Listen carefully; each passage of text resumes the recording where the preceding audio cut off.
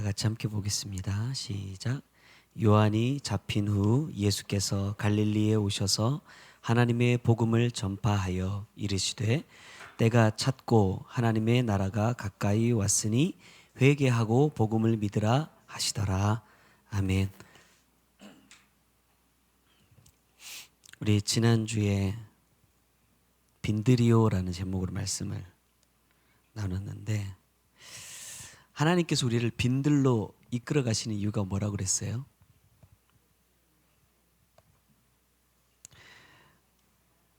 네, 결국에는 육의 것을 끊고 영의 삶을 살아가게 하기 위함인데, 보다 더 구체적으로 한 가지를 얘기하자 그러면 뭐냐면 생명의 떡을 주기 위해서입니다.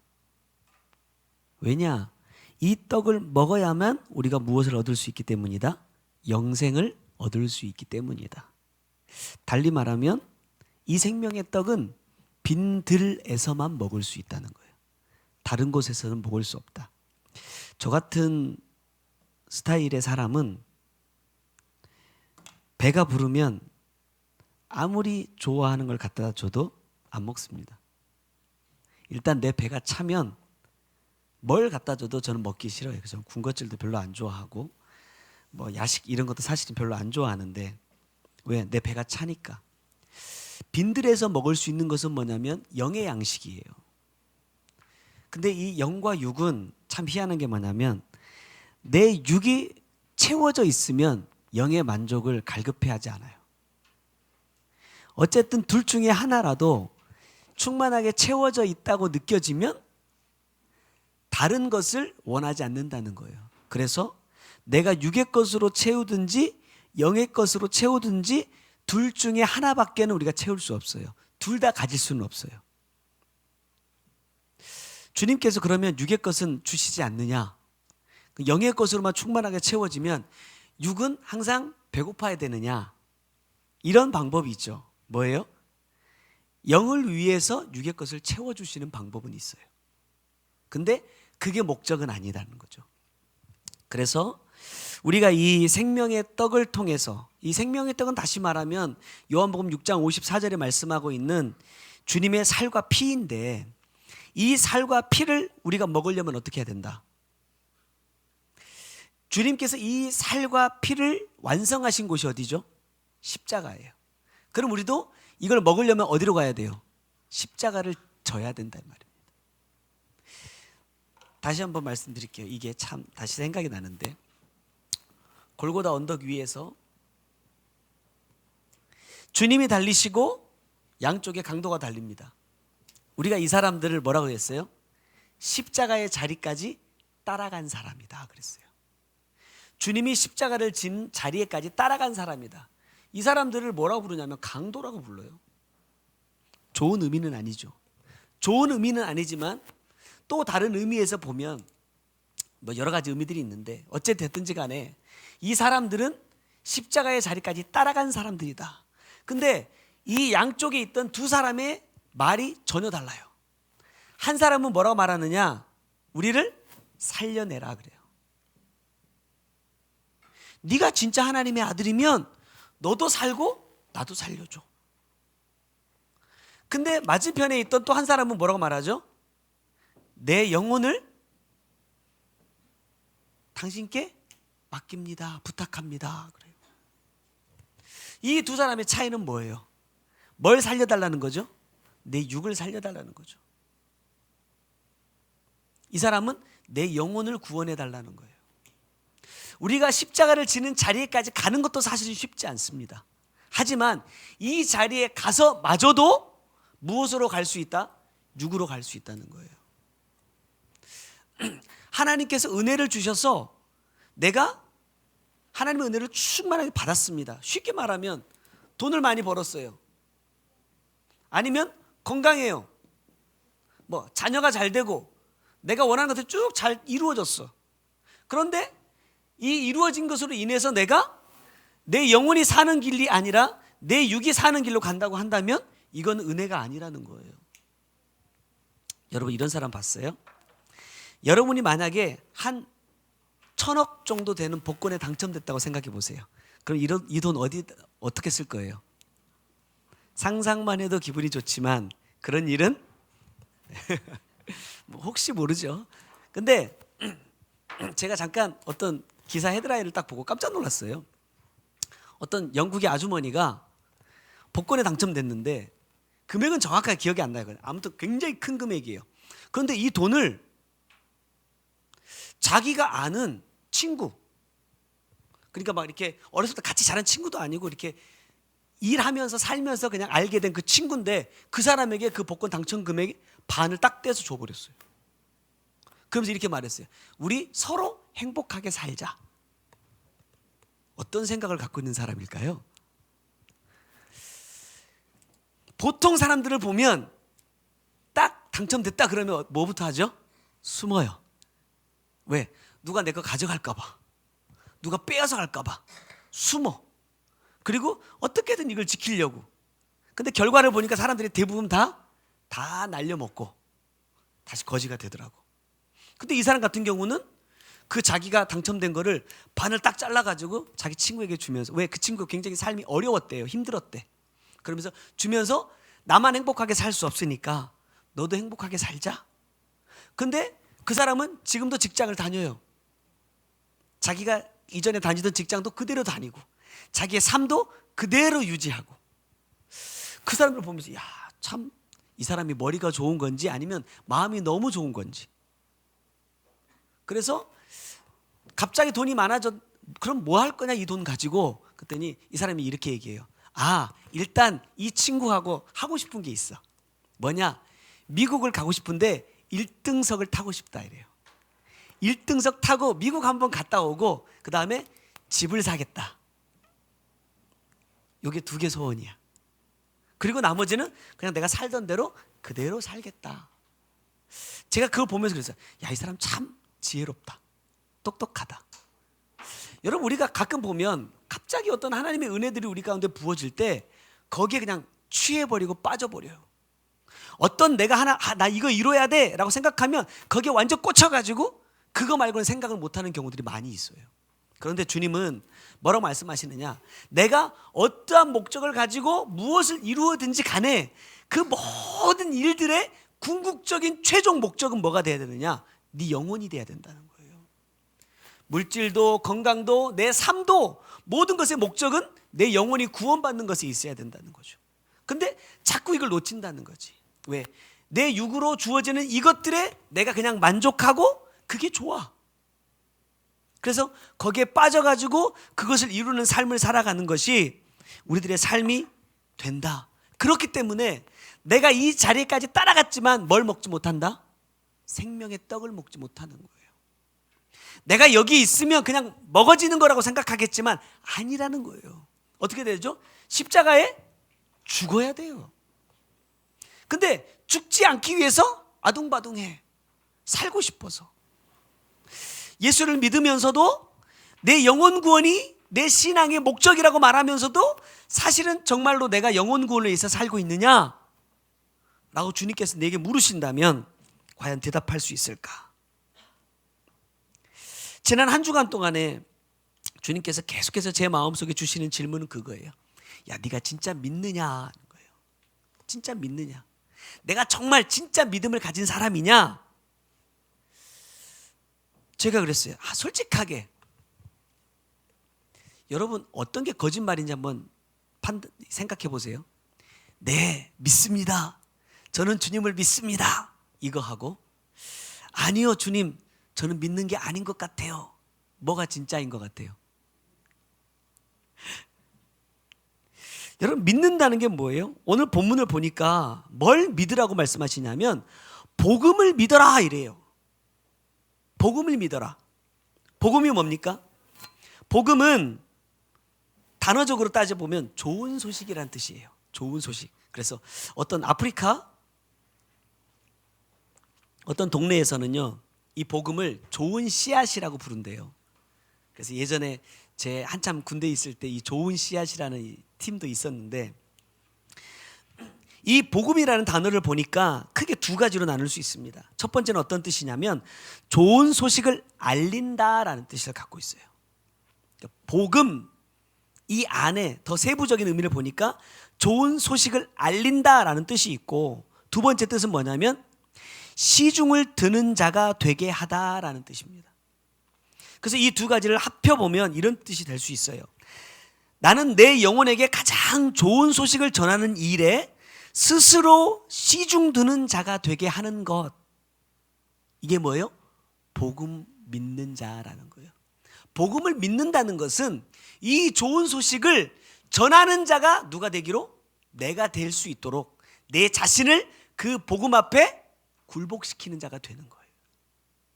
이게 복음을 믿는다라는 뜻입니다. 다시 말해서 내가 복음을 믿는 사람이라면 어떤 삶을 살아야 되느냐? 66권 하나님의 말씀이 내 영을 살리기 위한 좋은 소식이라는 것을 내가 믿고 깨닫고 내 삶을 통해 이 좋은 소식을 전하는 자로 사는 것을 말한다. 고린도후서 4장 13절에 보다 정확하게 말씀해 주고 있습니다. 뭐야? 큰일 났다.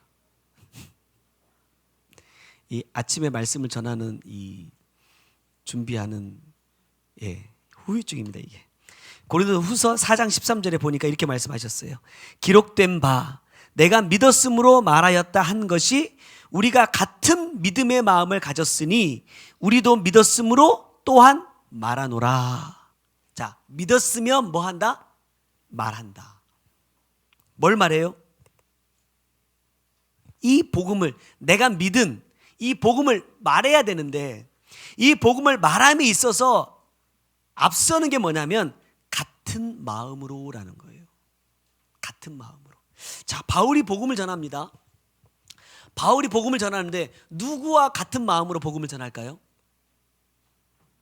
예수 그리스도와 같은 마음으로 복음을 전합니다. 주님께서 나에게 이렇게 행하신 것처럼, 내가 주님께 이런 은혜를 받은 것처럼 나도 너희들에게 이런 은혜를 끼치기를 원한다. 너희는 나를 본받는 자가 돼 라고 말씀하신다는 거예요. 왜? 나는 누구를 본받는 자이기 때문에? 나는 주님을 본받는 자이기 때문에 너희도 나를 본받는 자가 돼야 내가 주님과 같은 마음으로 이 복음을 전하는 것처럼 너희도 주님과 같은 마음으로 삶을 살아낼 수 있다, 이런 뜻이에요. 자, 내가 믿는다고 말하려면 그럼 뭘 해야 되느냐? 주님이 믿는 것을 나도 믿어야 되고 주님이 행하신 것을 나도 행해야 된다라는 겁니다. 시편 116편 10절에 보니까 내가 크게 고통을 당하였다고 말할 때에도 나는 믿었도다 그래요. 우리가 믿는다라고 말할 때 편할 때는 이 말하기가 참 쉬워요. 원망도 안 나오고 감사도 잘 되고. 그런데 지금 이 시편 116편의 말씀처럼 내가 크게 고통 중에 있을 때 내가 하나님을 믿는다라고 말할 수 있을까? 이 사람은 지금 뭐를 믿고 있냐면 116편 3절에 보니까 사망의 줄이 나를 두르고 수월의 고통이 내게 이름으로 내가 환난과 슬픔을 만났을 때 그래요. 지금 이 사람은 사망의 줄이 나를 두르고 있고 수월의 고통이 내게 찾아왔다 이 말이에요. 그것 때문에 나는 환난 가운데 있고 슬픔을 만나게 되었다라고 고백해. 이런 고통 가운데 있을 때에도 이 사람은 뭐라고 말하느냐? 나는 믿었다는 거예요. 뭘 믿죠? 이 말씀이 밑에 누가 보면 되는 게 잘못된 거예요. 시편 116편 5절에서 6절 말씀입니다. 여호와는 은혜로우시며 의로우시며 우리 하나님은 긍휼이 많으시도다. 여호와께서는 순진한 자를 지키시나니 내가 어려울 때에 나를 구원하셨도다. 그래요. 하나님이 이 힘들고 어려운 상황 속에서도 나를 구원해 주실 것을 믿고 있다, 이렇게 고백이에요. 그럼 나는 믿고 있을까? 제가 몇 번 얘기했지만 아이들 자전거를 가르쳤어요. 아이들 자전거를 가르칠 때 제일 힘든 게 뭐냐면 아빠를 믿게 하는 거예요. 왜죠? 뒤에서 아빠가 잡고 있어요. 자전거를 잡고 있어. 그래서 아빠가 잡고 있으니까 걱정하지 말고 그냥 막 밟아가. 따라가는 건 힘들지만 아이들을 위해서. 그래서 한 20, 30분 정도를 그걸 해줘야 돼요. 그러면 마음에 뭐가 오느냐? 아빠가 잡고 있어. 나 조금 기울어져도 아빠가 안 넘어지게 잡아줘. 나는 확신이 생긴단 말이에요. 그러면 이제 그때가 이제 때가 된 거죠. 그래서 마지막에 이제 합니다. 그래서 잡고 가는 것처럼 하다가 막 가다가 살짝 놓죠. 우리 은유는 여기 앞에서 배웠어요. 여기 앞에서. 처음 그 자전거 혼자 탄 곳이 여기입니다. 여기. 아빠 잡고 있지? 아빠 잡고 있지? 이걸 몇 번 물어봐. 걱정하지 마. 그냥 가. 그냥 가. 그냥 가. 그냥 가. 그냥 가. 그러니까 아빠 목소리가 점점 작아지니까 뭐예요? 뒤를 돌아보다가 꽈당 하는 거죠. 믿게 하기가 쉽지 않더라고요. 근데 이 시편의 기자는 뭐예요? 하나님을 내가 믿는다라는 이 고백이 평안하니까, 즐거우니까, 행복하니까 한 고백이 아니라 말로 할 수 없는 고난과 슬픔 가운데 있을 때, 고통 중에 있을 때, 야, 나 진짜 어떻게 해야 되지? 나 어떻게 살아야 되지? 내 인생에 답이 없을 때, 그 상황 속에서도 하나님은 은혜로우시고 의로우시다, 이 사실을 믿었다는 거예요. 하나님은 반드시 내게 은혜를 주시고 나를 구원해 주신다라는 것을 믿고 있었다는 거예요. 그러니까 고통 중에 있어도 두렵지 않다는 거예요. 고통은 찾아오지만, 환난은 찾아오지만 그것 때문에 내가 넘어지지 않는다는 거예요. 왜죠? 도와주실 것을 믿으니까. 근데 주님께서 어떠한 사람을 구원하시느냐? 말씀 보니까 순진한 자를 지키시나니 그래요. 자, 순진하다는 게 뭐예요? 세상에서는 순진하면 안 되죠. 자, 이 순진하다라는 이 단어의 의미가 뭐냐면 단순하다라는 뜻이에요.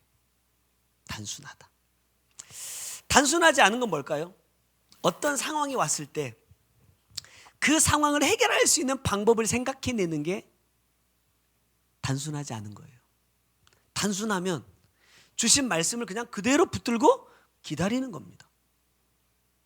그런데 단순하지 않기 때문에 어떤 문제가 왔을 때 이걸 어떻게 해결해야 될지 내 머리를 굴리는 거예요.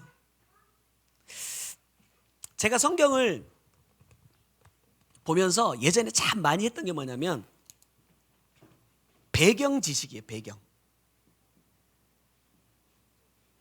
이 성경의 배경. 왜 이렇게 기록했을까? 어떤 시대적인 배경을 갖고 있을까? 어떤 역사적인 배경을 갖고 있을까? 어떤 환경적인 배경을 갖고 있을까? 그래서 이런 책들을 참 많이 사서 읽었던 것 같아요. 예를 들면 여러분 이런 거죠. 세례요한이 메뚜기와 석청을 먹었어요. 석청이 뭐예요? 말 그대로 하면 돌에서 나는 꿀입니다. 근데 돌에서 꿀이 나요? 광야에서?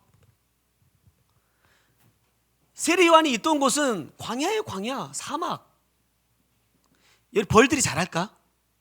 살 수 있을까? 광야에서? 못 살아요. 그럼 이 석청이 뭘 의미할까? 이 배경 지식, 이 책에서는 뭐라고 얘기하냐면, 여러분 우리가 이거 들어봤을 거예요. 주염 열매 들어봤죠? 누가 먹어요?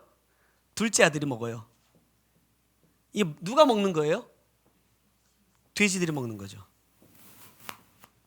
이 주염 열매는요, 나무에 달려도 아무도 안 먹어. 왜? 사람이 먹는 음식이 아니거든. 근데 여러분 과일들을 오래 놔두면 뭐가 생기죠? 물러지죠. 약간 썩기 전에 그 진물이 나는 것처럼 할 때 그때 그게 뭐예요? 엄청 달거든요.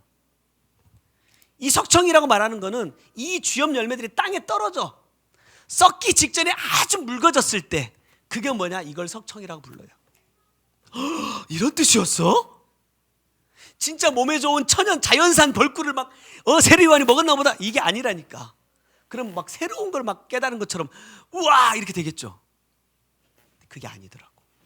왜 이걸 먹었을까라는 거예요. 왜 사람이 먹을 수 없는 이걸 먹었을까? 이런 것에 그냥 완전 빠져 있었어. 그래서 와, 이거 무슨 뜻일까? 왜 이렇게 말씀하셨을까? 이런 걸 많이 생각했는데 말씀을 보니까 그런 의미가 아니더라고요. 무얼 먹었냐 하는 거 중요한 것이 아니라 그 단어 하나하나, 문장 하나하나를 통해서 주님이 결국에는 뭐예요? 내게 주시는 말씀이 뭐냐 하는 것을 내가 깨달아야 된다는 거죠. 여러분, 성경 안에서 다른 사람들이 믿음을 가지고 고난과 환난을 이겨냈다 하는 이야기들을 우리가 성경을 통해서 수없이 많이 읽고 들었어요. 그런데 이 말씀 자체가 내 말씀이 되지 않으면 무슨 의미가 있습니까? 예를 들어서 우리 주영이가 하나님 말씀대로 열심히 살아서 하나님께서 훌륭한 사람으로 자라게 해주셨다. 이게 우리 유겸이랑 무슨 상관이 있어요? 그건 주영이의 이야기일 뿐입니다. 그런데 우리는 다른 예를 들어서 아브라함이 이랬다더라. 그래서 그래 주님 내게 아브라함 같은 믿음을 주세요. 이렇게 기도는 해도 아브라함 같은 삶을 살려고는 노력하지 않는다. 내가 입으로는, 생각으로는 아브라함이 받은 복을 굉장히 사모하면서도, 나도 받기를 원하면서도 정말 그 복을 받기 위한 삶으로는 진행하지 않는다. 그럼 무슨 의미가 있냐 이 말이에요. 여러분, 믿음도 마찬가지예요. 내가 하나님을 믿는다는 것은, 하나님을 신뢰한다는 것은 내가 환난 가운데 있든 슬픔 가운데 있든 내 환경이 어떠하냐는 아무 중요한 게 아니에요. 그 하나님이 어떤 분이냐 하는 것이 중요한 것이지. 왜? 하나님이 어떤 분, 하나님을 내가 어떤 분으로 믿느냐에 따라서 신뢰하는 정도가 달라지기 때문에 그렇습니다. 예를 들어서 제가 엄청 비실비실해가지고 애들이 자전거 타고 싶다 하는데 뒤에서 못 잡아줘. 잡아주다가 넘어지고 잡아주다가 넘어지고 그럼 애들 자전거 탈 수 있겠어요? 없죠. 그래도 우리 애들이 어렸을 때 이 마음에는 뭐예요? 아빠가 잡고 있으면 나는 안 넘어져. 믿으니까. 제가 운전하고 다니면 우리 가족들이 차에서 잠을 많이 자요. 저는 그냥 자라고 합니다. 아빠가 운전을 못한다 이런 마음을 갖고 있으면 잠을 잘 수 있어요, 없어요? 못 자죠. 가끔 이런 경우 있어요. 여러분, 요즘에 그런 분들 많더라고요. 버스 운전하시면서 휴대폰으로 막 동영상 보시는 분들도 계시더라고. 옆에서 어떤 사람이 이렇게 뒤척뒤척 하다가 그 장면을 딱 보고 나니까 그때부터 잠이 확 깼대. 왜? 차가 사고 날까 봐. 그래서 차마 말은 못하고 옆에서 조마조마해가고 막 2시간 동안 달리면서 저 아저씨 아직도 저거 보고 있네. 아직도 자기가 깨가지고 막 그럼 못 쉬는 거예요. 우리 하나님은 어때요? 나는 하나님을 어떤 하나님으로 믿고 있어요? 내가 어떤 환경 가운데 있을 때, 어떤 상황 속에 있을 때 내가 하나님께 내가 어떻게 하면 이 환경을 벗어날 수 있을까? 라고 내가 고민한다는 것은 하나님께서 그 환경에서 나를 더 좋은 환경으로 옮겨주실 수 있는 분이라는 것을 여러분 신뢰하지 못하기 때문이 아닐까? 그런 마음이 들었어요. 어쨌든 내가 빈들에 있는 이유는 이곳에 내가 있어야 할 이유가 있기 때문이 아닐까? 그걸 찾아야죠. 어떤 청년이 저한테 이래요. 목사님, 누구 때문에 너무 힘들어요. 그래요. 누구 때문에 너무너무 힘들어요. 이 사람이 왜 이러는지 모르겠어요. 그런 얘기를 하더라고요. 그럼 뭐라고 대답해야 돼요? 누구 때문에 너무 힘들 때 그럼 뭐라고 해야 될까? 제가 아무 말도 안 했어요. 아무 말도 안 했는데 제 마음속에 결국 주님께서 주시는 마음은 뭐예요? 그게 누구의 모습이다? 내 모습이다. 그것을 통해서 내가 나를 보지 않으니까 주님이 계속해서 보게 만드시는 거죠. 야, 이게 너야. 이게 네 모습이야. 간단하잖아. 맞아. 나였어. 내가 그랬어. 하면 되는데 그게 그렇게 어렵다니까요. 평안할 때는 할 수 있어요. 문제가 없을 때는, 말씀을 들을 때는 맞아. 말씀을 나에게 비춰야지. 내 모습이라고 말씀하셨어. 되는데 막상 그 상황이 딱 닥쳐보면 그게 그렇게 안 되더라고. 그래서 히브리서 11장에 믿음에 대해서 말씀하실 때도 이렇게 말씀하시죠. 믿음은 바라는 것들의 실상이요 보이지 않는 것들의 증거니. 내가 믿는다 안 믿는다 말할 필요가 없다 이 말이에요.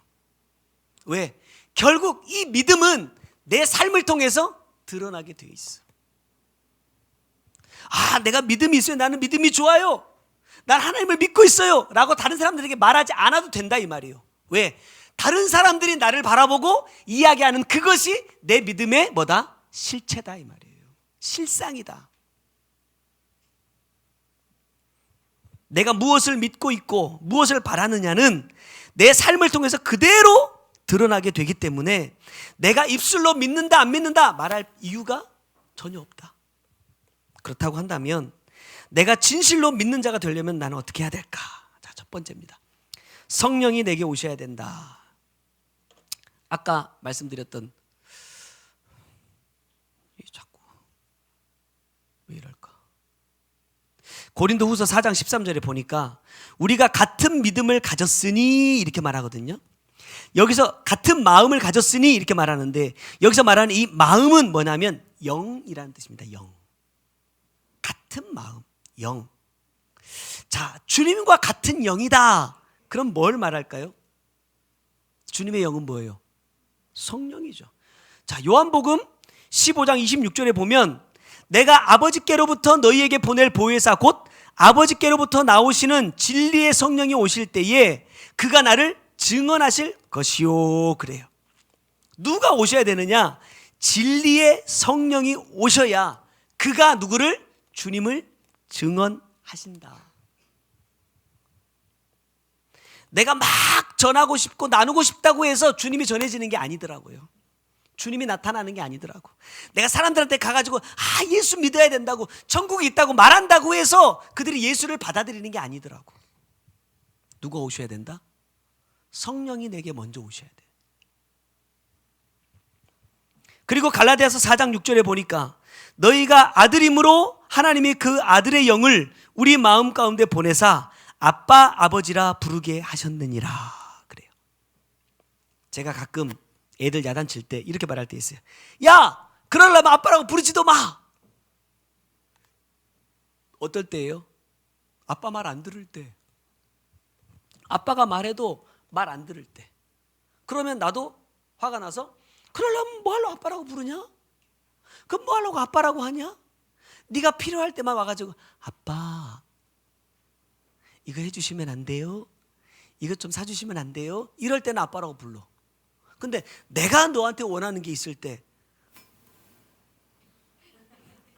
이렇게 막 이렇게 해야지 해야 돼 라고 안 할 때 그럼 불러다 놓고 그러려면 너는 왜 맨날 나한테 와가지고 아빠 나 이런 거 필요하고 이런 거 해주고 저런 거 해줘. 네가 원하는 것만 나한테 얘기하고 그럼 나는 너한테 원하는 거 말하면 안 되냐? 그럼 서로 말하지 말자. 그럼 누가 손해예요?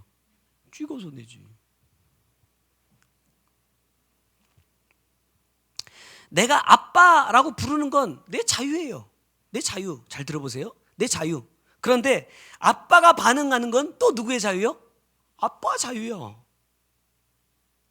내가 아무리 아빠라 불러도 내가 마음이 상해 있으면 저 사람하고 나하고 관계가 되지 않으면 대답 안 하는 거예요.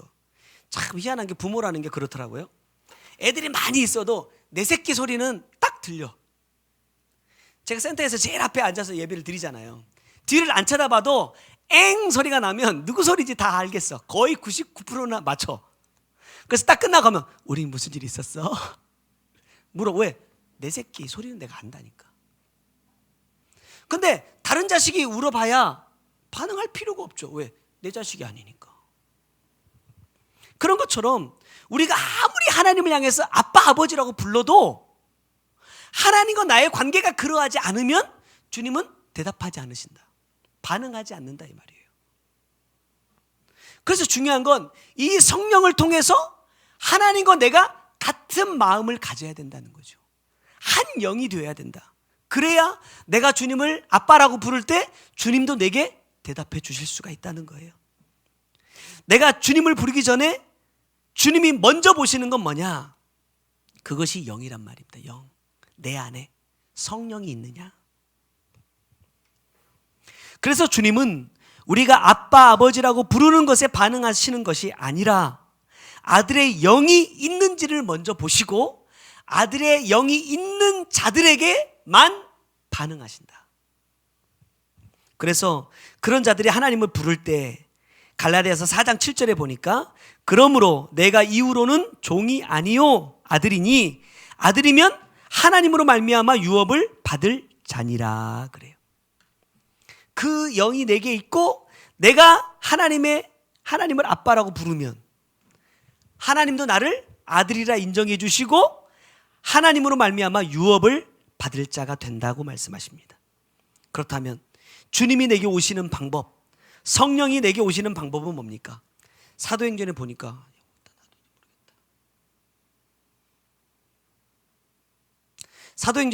이렇게 말씀하셨어요.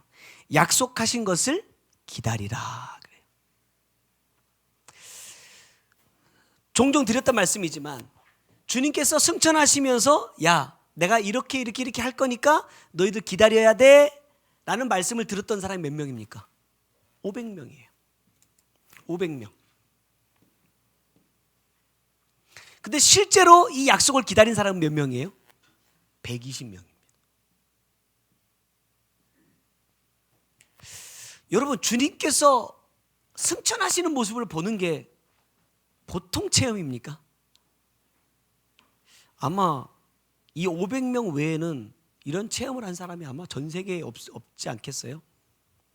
그런 어마어마하고 놀라운 체험을 했음에도 불구하고 약속의 말씀을 기다릴 수가 없더라 이 말이에요.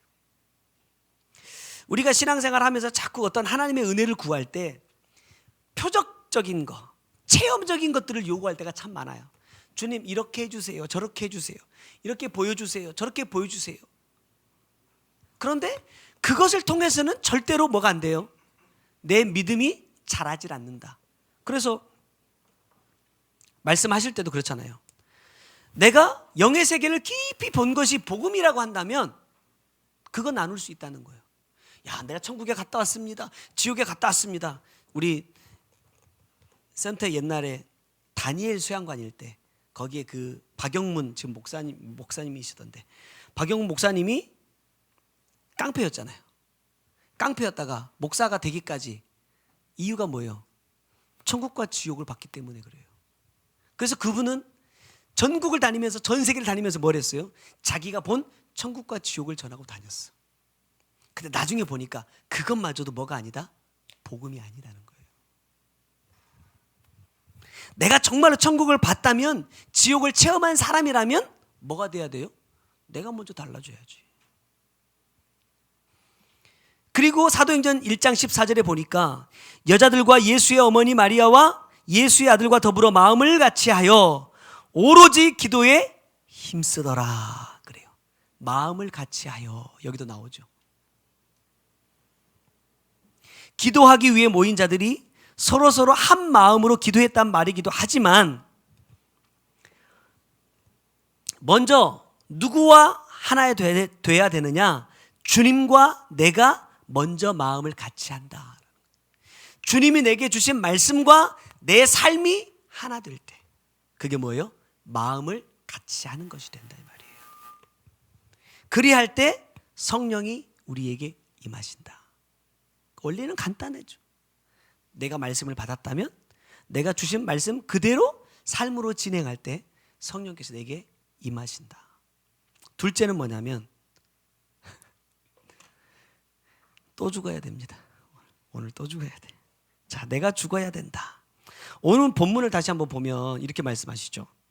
요한이 잡힌 후 예수께서 갈릴리에 오셔서 하나님의 복음을 전파하여 이르시되 때가 찼고 하나님의 나라가 가까이 왔으니 회개하고 복음을 믿으라 그래요.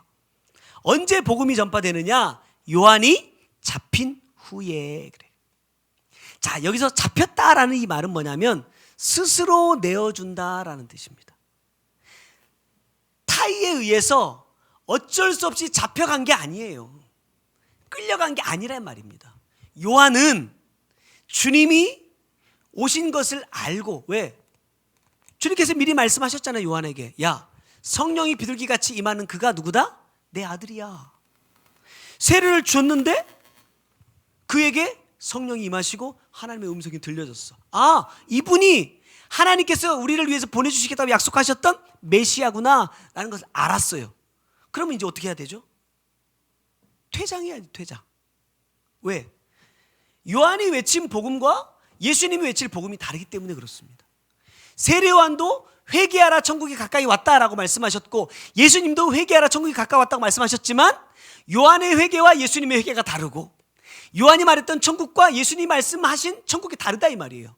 그렇다면 요한은 주님 앞을 가로막고 있으면 안 돼. 비켜줘야 돼. 그래서 그는 스스로 자기를 내어준 바 되었다. 누구처럼요? 나중에 이 똑같은 표현을 누구에게 씁니까? 예수님께 써요. 왜? 예수님도 퇴장해야죠. 누가 오셔야 되니까? 성령이 오셔야 되니까. 근데 한국 사람들 퇴장을 별로 싫어해요. 최근에 우리 교단의 목사님들 정년을 다시 늘리자. 예전에 75세가 정년이었어요. 너무 많다 이래가지고 70세로 내렸는데 다시 막 올리자고 지금 올리자 말자 지금 하고 있습니다. 왜 이렇게 퇴장을 두려워하는지 모르겠어요. 어찌됐든지 간에 이 세례 요한은 지금 스스로 자기를 내어줬어요. 왜냐? 주님의 일을 온전하게 이룰 수 있도록 하기 위해서. 가끔 가다 보면 저도 그렇지만 이렇게 생각할 때가 있어요. 내가 아니면 안 돼 라는 생각을 할 때가 있어요. 나는 이 일에 꼭 필요한 사람이야. 내가 없으면 안 될걸? 이런 생각을 할 때가 있어. 어때요? 그건 일 잘못한 거예요. 제가 8년 동안 부교육자 생활하고 사임하고 나올 때 저하고 사모님하고 둘이 했던 게 뭐냐면 우리가 없어도 내가 담당했던 부서에 전혀 이상이 없도록 해놓고 가자라는 거였어요. 어느 순간 내가 갑자기 빠져도 사실은 2016년, 17년, 12월까지 사역을 하기로 했었어요. 근데 갑자기 한 달 전에 7월까지만 해라 통보를 받았어. 그러니까 갑자기 6개월이 날아가 버렸잖아요. 근데 우리는 어떻게 했냐면 이 1년 동안 우리가 나갈 것을 준비하자.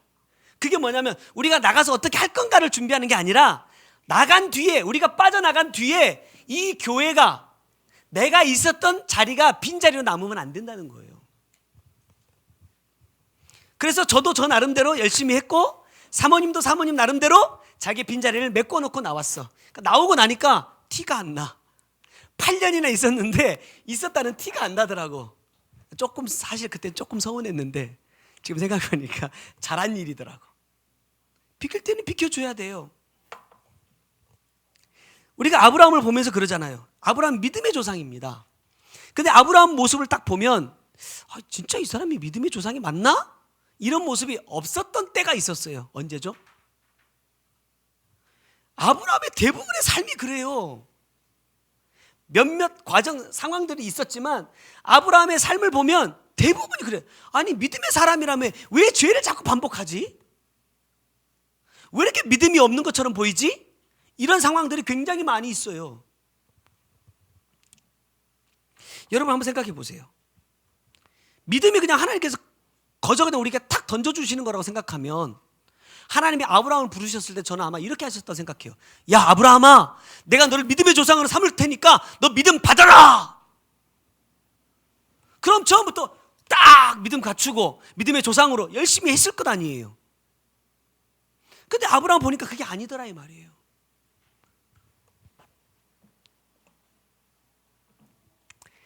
아브라함을 통해서 주님은 굉장히 많은 연단의 과정들을 통과하게끔 하십니다. 마지막 시험이 뭐예요? 네 아들 독자 이삭 나에게 번제로 바쳐 그래요. 그 시험까지 통과한 후에 아브라함은 믿음의 조상이 될 수 있었다는 거예요. 우리가 수없이 들어왔지만 내가 아무리 주님과 하나가 되고 싶고 또 그렇게 되기를 맹세한다 해도 그것을 주님은 믿음으로 인정해 주지 않는다는 거예요. 여러분 이 말씀 기억하시죠? 창세기 21장 33절에 아브라함이 이래요. 아브라함은 브엘세바에서 에셀나무를 심고 거기서 영원하신 여호와의 이름을 불렀으며 그래요. 이게 무슨 의미입니까? 하나님, 브엘세바는 하나님과 맹세하다라는 뜻이기 때문에 거기다가 에셀나무를 심고 내가 이제 어떤 일이 있어도 하나님을 떠나지 않고 믿음을 저버리지 않고 죽을 때까지 하나님만 섬기겠습니다 라고 다짐하는 거예요. 그러면 주님은 이걸 보시면서 야 그래 아브라함아 네가 나에게 이렇게 다짐하는구나 이렇게 생각하는구나 라고 믿음의 조상이라 인정하지 않았다는 거예요. 이 일 뒤에 34절 뒤에 바로 22장으로 넘어가면서 1절에 뭐라고 말씀하시느냐, 야 이삭 내놔 이래요. 내가 아무리 입으로 주님 앞에 믿음을 고백해도 하나님은 그것을 들으시는 게 아니더라고요. 결국 하나님이 원하시는 건 뭐냐면 내 삶입니다. 삶. 그래? 네가 이렇게 고백했다면 너는 그러한 삶을 살고 있냐? 라고 내게 물으시는 거예요. 전도도 그렇더라고요. 예전에는 전도하라 그러면 그거 많이 했어요. 교회 자랑, 목사님 자랑 이런 거 하라 그랬어. 근데 여러분도 저랑 이제 몇 년 살아보니까 장점이 많아요? 단점이 많아요? 장점은 좋을 때만 보여. 장점은 희한하게 좋을 때만 보여요. 그런데 단점은 항상 보여. 좋을 때도 보이고 싫을 때도 보여. 그래서 좋은 거 자랑해가지고, 이런 표현 좀 죄송하지만 꼬셔서 교회 데려다 놔도 단점 한번 딱 보면 떠나버리더라고. 요한복음 1장 43절에 주님이 빌립에게 이렇게 말씀하세요. 나를 따르라. 주님이 우리를 불러주시는 이유가 뭐냐? 창세기 2장 22절에 보니까 그를 아담에게로 이끌어 오시니 그래요. 하나님께서 하와를 만드시고 그 여자를 아담에게로 이끌어 오신단 말이에요. 여기서 따르라라는 이 말과 이끌다라는 이 말은 같은 의미예요. 결국 우리가 전도하는 이유는, 주님께서 내게 복음을 주시는 이유는 뭐죠? 주님을 따르는 자가 되게 하기 위함입니다. 주님을 따르는 자가 된다는 것은 또 다른 의미로 뭐냐면 주님의 신부가 되게 하기 위함이라는 거예요. 이 한 가지 목적을 가지고 주님은 우리를 이끌어주고 계세요. 근데 여러분 보세요. 신부가 만약에 어떤 남자랑 결혼을 해야 되는데 마음속에 그 남자가 아니라 다른 남자를 마음에 품고 있다. 그럼 어떨까요? 속으로는 나는 이 사람이랑 진짜 결혼하기 싫어. 근데 할 수 없이 한 거야.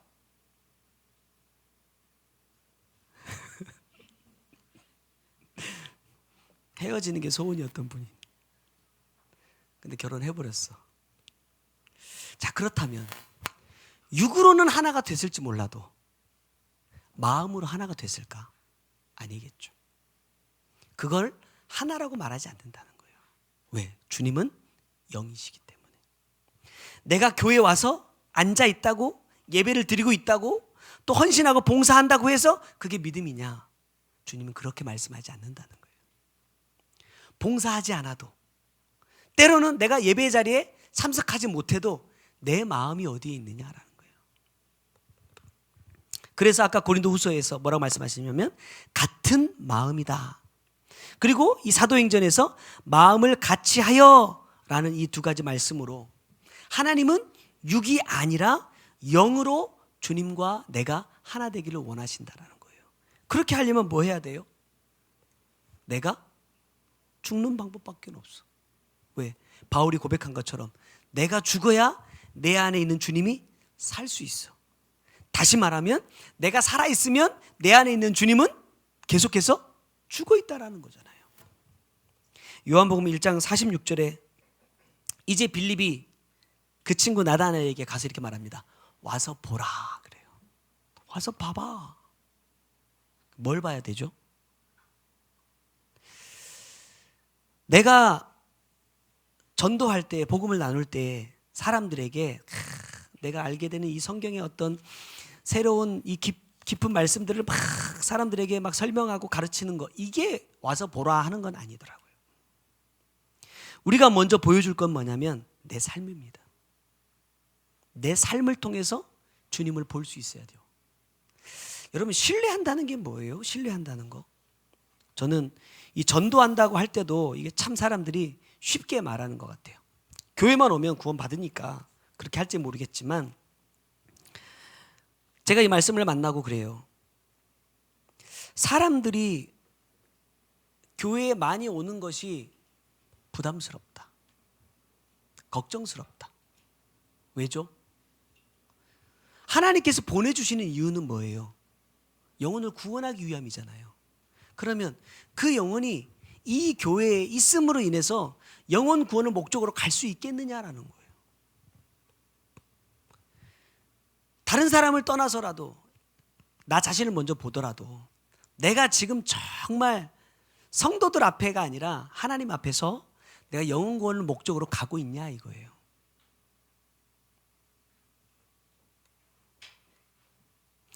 그래서 주님께서 우리에게 요구하시는 건 뭐냐면 너의 삶을 통해서 먼저 내가 드러나도록 해야 된다는 거예요. 그리고 뭐냐? 그들이 주님을 만날 수 있는 말씀으로 이끌어가라는 거예요. 사람들이 나를 보면서 뭐라고 말할까? 여러분 생각해 보셨어요? 옛날에는 좋은 소리를 별로 못 들었죠. 옛날에는 좋은 소리를 못 들었어. 요즘에는 괜찮아요. 말하는 사람이 없어서. 처음에 그랬어요. 아, 생각이 다르다라는 게 이렇게 무섭구나. 생각이 다르다는 거. 너는 왜 이렇게 예배드려? 너는 왜 이렇게 말해? 너는 왜 성경을 이렇게 봐? 자기가 기존에 가지고 있던 것과 내가 하는 것이 다를 때 아, 그럴 수도 있어 라고 말해주는 사람은 여러분 거의 없더라고요. 나와 다르기 때문에 너는 틀렸어 라고 말하는 사람이 대부분이었지, 나와 다르지만 그럴 수도 있겠다 라고 말하는 사람은 없었어요. 제가 그렇게 됐는지 아닌지는 나도 잘 모르겠지만 이제 3년 4년 지나가면서 이제 사람들이 그 얘기는 안 하더라고. 그러면서 저를 측은히 여기사 아이고 그 교회 성도들은 좀 있어? 부흥은 좀 이렇게 많은데 부담스러운데, 이렇게 많아서 부담스러운데 성도들은 좀 있어? 물어봐요. 그래서 아, 예. 그러면 그래 힘내 곧 될 거야. 아, 양 목사 젊으니까 이렇게 요즘엔 이렇게 위로의 말을 들어요. 노예 갈만 하더라고요. 요즘에는. 내가 내 삶을 통해서 주님을 보여줄 수 있을까? 그리고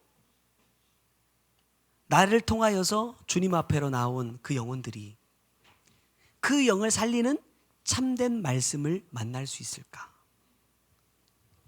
주님이 우리에게 원하시는 것은 바로 그거라는 거죠. 그래서 오늘 본문 말씀에도 15절에 이렇게 말씀하셨죠. 때가 찼다 그래요. 때가 찼고 하나님의 나라가 가까이 왔다. 이렇게 어떤 의미에서 보면 뭐 주님 오실 날이 가까이 왔다 이러면 되겠지만 제 자신에게 비춰보면 이런 말씀이 될 수도 있을 것 같아요. 야, 네가 진짜 이제 믿을 때가 됐어. 하나님께서 내게 기회를 주시는 거예요. 야, 이제 드디어 2020년 네가 믿을 때가 됐어. 네가 믿는다고 말하는 그 믿음을 내게 입증해 보일 때가 됐어. 저는 그런 말씀으로 받았어요. 아, 주님이 나에게 요구하시는구나. 그냥 말씀만 듣고 그래 아멘 아멘 하고 아, 은혜 받았어 좋아 좋아 하는 걸 원하시는 게 아니라 이제 내 삶을 통해서 주님이 드러날 때가 됐다고 말씀하시는구나. 주님께서 너를 통해서 일하고 싶은 때가 됐다라고 말씀하시는구나. 그런 말씀으로 받으면서 아, 주님께서 일하고자 하실 때에 과연 나를 통해서는 어떤 주님이 드러날까? 나는 사람들에게 내가 믿는 하나님을 어떤 하나님으로 소개할 수 있을까? 라는 것을 생각해 보았어요. 이제 말씀을 맺겠습니다. 하나님을 믿을 때, 하나님을 전할 때, 하나님이 일하실 때가 가까이 왔다고 말씀하실 때 저와 여러분이 이 기회를 놓치지 않기를 바랍니다. 그냥 입술로 지금까지 해오던 신앙생활처럼 하나님 저는 하나님을 믿습니다 라고 입술로가 아니라 내 삶을 통해서 주님이 드러날 수 있도록 그러한 삶으로 주님 앞에 인정받고 내가 복음을 믿는 자임을 주님 앞에 인정받는 저와 여러분이 되시기를 주님의 이름으로 부탁드립니다. 기도하겠습니다. 사랑의 주님, 여전히 허물과 죄뿐임을 고백합니다. 주님, 이렇게 많은 은혜를 내게 주셨음에도 불구하고 그 은혜에 너무나 부족한 삶을 살아내고 있는 제 자신을 보면서 주님 부끄럽습니다. 그러나 다시금 이 말씀을 통해서 주님 기회를 주시고자 내가 정말로 영혼 구원을 목적으로 살아가고 있는 사람임을 입증할 수 있는 기회를 우리에게 허락해 주심을 감사합니다. 주님, 이 기회 놓치지 않게 하시고 주님 기회 주실 때에 반드시 이 기회를 붙잡아 주님 앞에 인정받고 사람들에게도 내가 믿고 있는 그 하나님을 온전히 증거할 수 있는 내가 될 수 있도록 역사하여 주옵소서. 주님의 그 귀하고 복된 은혜를 내가 오늘도 나타내며 증거하기를 원하오니 주님, 오늘 우리 가운데 역사하시고 또 한 주간 동안 주님의 말씀 안에 뜻 안에 거하는 우리 모두가 될 수 있도록 주님 역사하여 주옵소서. 귀한 예물도 주님 앞에 구별하여 드립니다. 주님, 이 물질을 받아주시고 주님께서 기뻐하시는 복된 곳에 꼭 써주셔서 하나님, 이 물질들이 우리에게는 상급이 되게 하시고 우리가 천국에서 누려야 될 양식이 될 수 있도록 역사하여 주옵소서.